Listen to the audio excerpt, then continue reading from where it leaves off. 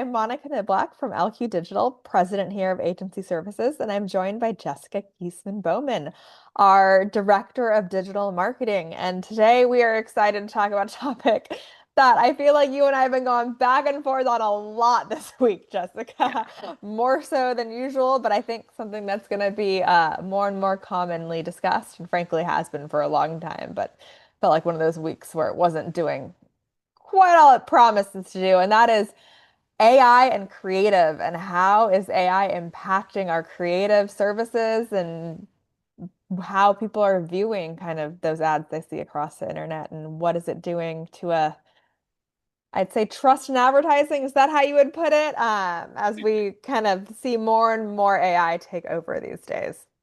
Of absolutely. course, I feel like there's a lot of talk of AI in the landscape, right? Especially when it comes to creative and everything changing. I mean, I think every coffee chat I've done this month has been about AI, but I feel like with creative especially, it's a two-sided story, right? It can drive awesome efficiencies and you can test more and more, but there's some kind of hilarious things that can happen that can really backfire for a brand if it doesn't go right. I mean, I think I sent you that article. REI is the fun one where Meta just decided to start inserting generative images and suddenly bikes start to have two handlebars instead of one. So you never know what's going to happen if you're not quite careful. Yeah, Meta has been definitely one that's gotten a lot of attention in the news. Even True Classics brand has gone a little haywire with some of the Meta algorithms. So something to watch out for. Yeah, well, okay, speaking of Meta and paid social, what a perfect place to kind of just kick us off. So, obviously, creative is coming more and more important, paid social. I think it's something you and I have been talking about a lot. We hear it, but I have a feeling a lot of people don't quite understand the mechanisms behind why that's important. So, can you help us understand what's happened in paid social and especially Meta that is making creative so much more important or Yeah, even more absolutely. important? So it Meta used to be like start with the audience to an extent, right? Find all the people that you want, send them all variations of creative. That's evolved quite a bit, right? Meta's Advantage Plus has limited our targeting. Now it's kind of a light suggestion at this point. And because of that, creative has become a lot more important in as a lever to find your ideal audience. So if your creative messaging isn't there, then you're not going to find the people that you want. And then on top of that, Meta started penalizing ads that are too similar. So there used to be a game where it's like, hey, we want five creative variations of something. Let's just take the foundation, add a few different color backgrounds, and then Yeah. cool, we've got enough variety. But that's no longer the case. So now you really have to come up with unique, differentiated creatives to find your audience because that's one of the primary levers that you can use. So Meta has made that nice and fun, and that's kind of becoming more common across other platforms, right? In a Yes. thing that's already required to churn out content more commonly than something like search. So it adds a nice bit of complexity. Yeah, gone are the days where we could just test a good old button color or Yeah. what exclamation point would work the best. Yeah. And now you really need to have a whole lot more concepts and eh, understand how it's going to impact your audience. So kind of what does that mean? Do brands just need more creatives? So that's one of the things that we've talked with a lot of brands about, right? Because we need enough, but we also want to make sure that we're investing in the right creatives because you Mhm. can have a high velocity of bad creatives or things that are not likeness, right? Like it takes a lot more time to create multiple pain points and ideations and truly design different concepts. So it isn't always that more is better, right? You just have to be intentional with what you're creating and really put together a strategy behind the designs. Yeah. And I'm sure we'll get into this more too, but like feedback looping with your creative team is more important than ever because the synergies between them is just so necessary. It's key to your success. Yeah. And kind of on that note, like if it's key to your success, what's the right way to think about AI and creative, right? Because I know you have one camp saying kind of creative agencies are dead. It's all going to be done with AI. And then I know some people are like, well, AI is eroding all the confidence in creative. So where do you sit? Kind of where do you think AI fits? Is it good enough and gone are the days, or no, we need human, it's eroding trust? Kind of where do you think that line is? So, if you're not aware, I think this was when you were on maternity leave. I created the LQ Falcon with ChatGPT Oh no, I remember the as LQ Falcon. as our brand. I love the LQ Falcon. So, as you probably saw from the Falcon, right? Not, not the thing that we want to actually put our paid dollars behind in brand. And even though we What do create you a mean? I lot have a of whole ABM campaign about to go live with the even though we create a lot of kind of early concepts with Chat and Claude and a variety of LLMs, we certainly rely on our creative partners very closely to actually deliver the highest quality yeah, creative because that's the biggest piece right now, right? As you mentioned with REI, with True Classic and other brands, there's just too much on the brand itself, and we don't want any backlash on the things that we're delivering. So it's very important to us to be able to kind of leverage AI for scale, but also make sure that we're still delivering that kind of highest quality content at the end of the day. And that comes from really having a design partner. yeah, absolutely. Because I think to your point, it's really useful for like ideation and iteration, right? It's a great tool. Like I saw us, we have a client who's coming to mind, who I won't name, but who they really want their creative team to own everything, right? But I know our team has been having a hard time trying to convince them to kind of refresh certain things that'll do a lot better. And I loved it the other day when our team finally was like, we're just making not because we Here are a don't few want it, free but versions. because a picture is worth 1,000 words, right? And Yeah. so it was so like you could see the aha moment in the team when they're like, yes, this is what I've been wanting. Okay, I get what you guys want. We can get our team to make this. Yes. But also I would have never taken that to market because, you know, there are very large cultural landscapes that were in their creative that actually don't quite look the way they were, right? Like I don't The want to answer occasional this six question. fingers or like Yeah. questionable things on there that don't just look right. Yeah. But there is a time and a place where it can be good enough, right? So I think it's just that balancing act and knowing when and where. Like in our own LinkedIn, I had fun making some kind of Lego jokes about marketers that no, I did not waste someone's actual time to go make. But yeah. So kind of on that note, when do you use it? Like, right? We just Yeah. named kind of two examples that I think do work, but how and when should brands decide? Yeah, so we use it a lot for concepting in the early stages, especially, right? If we want to come up with a matrix of pain points or things that we really want to test and learn, we're helping feed some of those um, agentic AI tools, our Yeah. insights and our learnings about our clients, and then putting in our known experiences to give us some early ideations of, okay, here's a direction that we could take this in, or here's a mock-up, let me Yeah. adjust these things. And then also layer it in with the professionals, as I Right. said. So kind of that early concepting. So that helps us move a lot faster than we used to, right? Where we're creating absolutely everything from scratch and we're able to consolidate all of that data a lot faster. Yeah. So that's been a huge benefit in balancing out kind of the AI. But at the end of the day, everything has to be human reviewed and then human executed because we don't want to send out anything into production. So we're always cognizant of turning off all the meta features that are like, are you sure you don't want to test into these? You don't want to Like, be maybe not automatically today. enrolled like the RI team? Okay, I know I keep going back to that, but am I the only one who I understand why people were up in arms about the brand and about kind of, but I've personally felt for their marketing team. I was like, of course, they got auto enrolled into something they didn't improve and now they have to go deal with it, right? Like I think that's I'm a headache people deal with a lot. I'm sure the marketers that are watching this video are familiar, but if you are not, when you go into meta campaigns, they try and re-opt you into things you've already opted out of. Yeah. So they are trying very hard to get people into it. So it's not so easy to just be like, oh, I opted out of that when I set this Once. campaign up. Yeah. No, like it's attempting multiple times. You will use our AI. Yeah.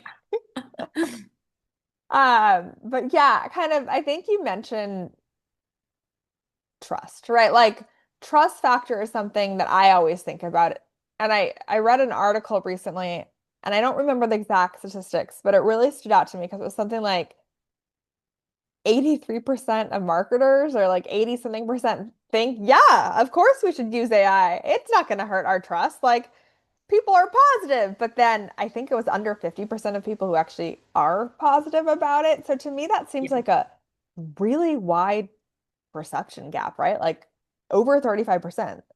So kind of, I feel like we as marketers and executives, right? I'm a marketing executive, need to th remind ourselves of that because I think it gets really easy to be caught in this AI buzz, but Yeah. it's hard to walk back that damage if you aren't careful. Agree. And there is, I have seen it a lot in the studies for especially younger generations being against, but those younger generations are rising to business decision makers. And, we service a lot of sensitive industries like healthcare, finance, like Yeah. those are especially volatile areas where, we want to make sure we've got all of the compliance pieces. We have a whole compliance team dedicated to Yeah. making sure we are all approved. But it is very important, and having that trust component for our clients is absolutely critical. And I'm sure you've scrolled social media and seen the comments when you come across an AI ad, and people are hating on it and Yeah. not completely unfounded, right? Like some of them are very obviously AI, and they're like, this is just AI slop. Like, Yeah. Oh my gosh. And you see it also on like thought leadership posts and stuff now. I think LinkedIn yeah. recently came out. That's one of my fears. I'm like, sometimes I feel like it sounds like AI wrote the stuff, and I'm like, I swear I actually wrote this, but I'm My afraid I'm going to be called out for AI slop when it wasn't even. And I'm like, no, it's just Monica slop.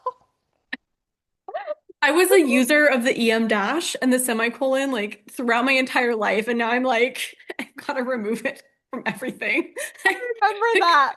When you and I were talking about your Double writing, dash. you're I like, don't know. no, this is just my writing. And I'm like, well, we got to undo it because now it's just going to like, nope.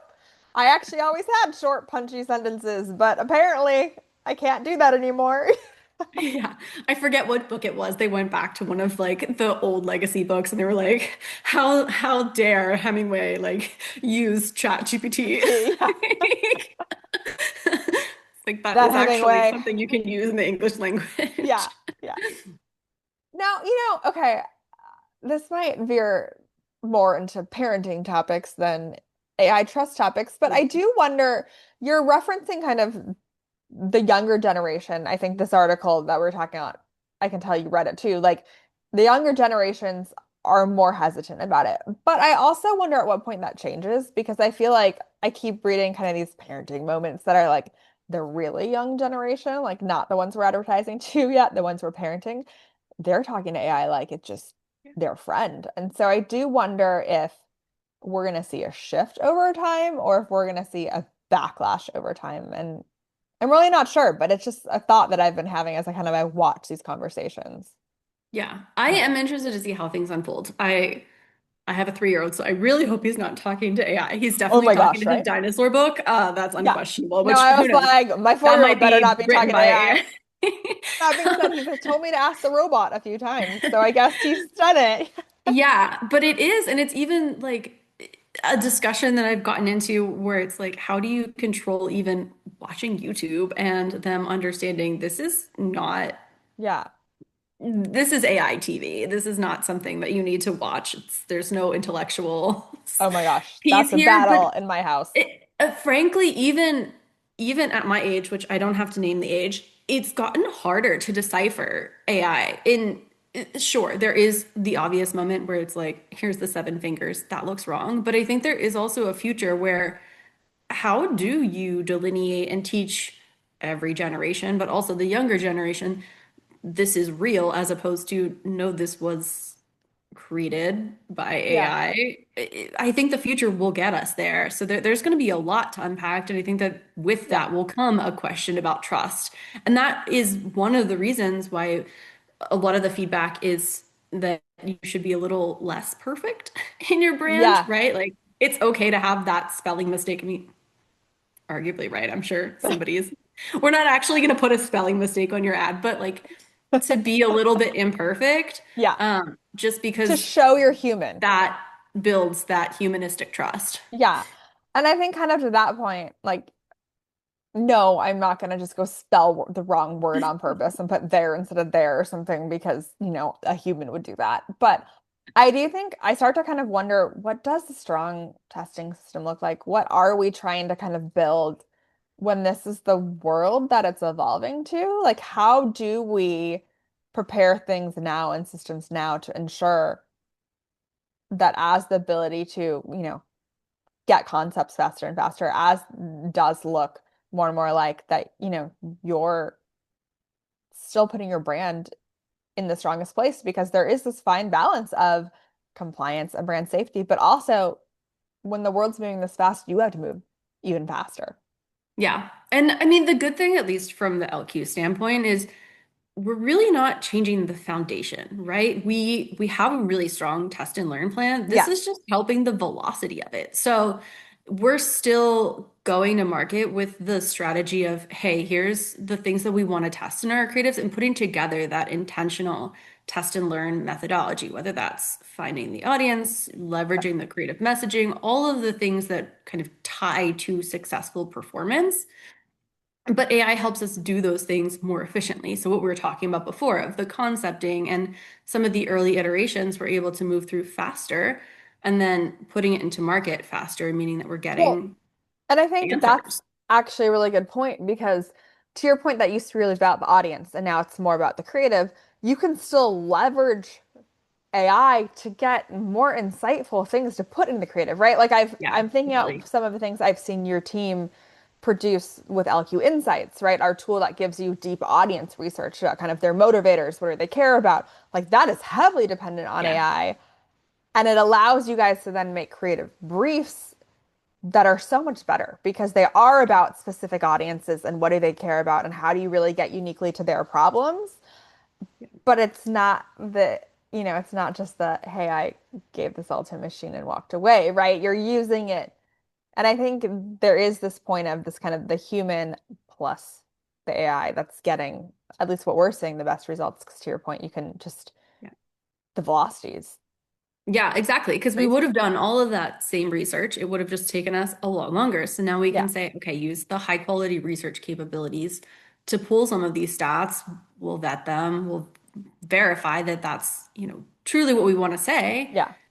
and then put together that plan a lot faster than as if we're manually Yeah. going to Google Scholar for everything, like a research paper in Right. school again. Remember those days where you had to like type it in and then think? Or now I'm really dating myself. Remember those days where you had to get a book and look at it? Go Uh, to the library. yeah. So kind of, there's a lot of velocity, there's a lot of systems you can build. AI is a fantastic tool for creative development, but Yeah. it's also one that can have its pitfalls. So what do you think is kind of one of the biggest mistakes that you're seeing brands make right now? Yeah. So I think one of the biggest mistakes is testing just for the sake of testing, but not testing to learn. Like we are so pro-testing. Sounds like I said protesting. This is a lovely We're recording, but protesting testing. No, got it. But yes, we are no, all for testing, but exactly. with a learning agenda, not just Exactly. throwing stuff at the So wall. sometimes we'll have teams just, hand us the next batch of creatives and we're like, okay, like what's the testing methodology between these? And it's like, these are what our creatives teams delivered, which, those are the instances I was talking before about like when things are in silos and the feedback looping Yeah, isn't as consistent, then sure, we can say creative A outperformed creative B, but it doesn't actually give their creative team like intentionality behind what yeah, they should go build next. So that kind of falls apart and it's going to take them a lot longer to get to some winning mix of assets just because you don't really have intention behind them. So whether yeah, that's understanding the theme or, pain points or all sorts of things that go into the creatives, kind of having that intentional set plan before the asset is even delivered to you. yeah. It's like running fast in a direction, not run fast just for the sake of running fast, right? Exactly. Hmm. Yes. Because if you have that clear learning roadmap and that direction, you're going to get somewhere pretty cool pretty quickly. Yeah. Or you might have just been running around the track and find yourself in the exact same place. Yeah. Yeah. Cool. Occasionally you'll get a winner in there, but I I mean, you mean, could have a yeah, you lot of might, winners. but like it's really better when you can compound your windows. I like compounding growth personally. Uh, cool. Well, Jessica, thank you so much. I guess my final question to you would be if you kind of had one takeaway in what you're seeing in the creative space right now and how it's impacting, especially social, like what would, if you were an in-house marketer, what would be the one thing you'd want to take away? Yeah. So I think it's a culmination of all the things that we're talking about, right? Like creative is the future and it's only going to become more important. Yeah. So it's really having a partner that's going to help you put together kind of whether that's your creative team or another team kind of working together with that feedback loop and that test and learn to Yeah. really scale creatives and social Yeah, in that makes sense. 2026 and beyond. Like, Kind of the basics still count, right? That's how I think of it. It doesn't matter if it's you or the AI, but like have that learning loop and have that feedback. yeah, Yeah. absolutely. Well, thank you so much, Jessica. It's been fantastic to catch up and share a laugh also. So, Yes. again, this I'm is sorry there Jessica, was no actual coffee involved, just a lot of hand you movement. know, one of these days. I'm always afraid I'm just gonna like throw it while I'm sitting on the couch. This good old pink couch. I've been told I shouldn't do that too.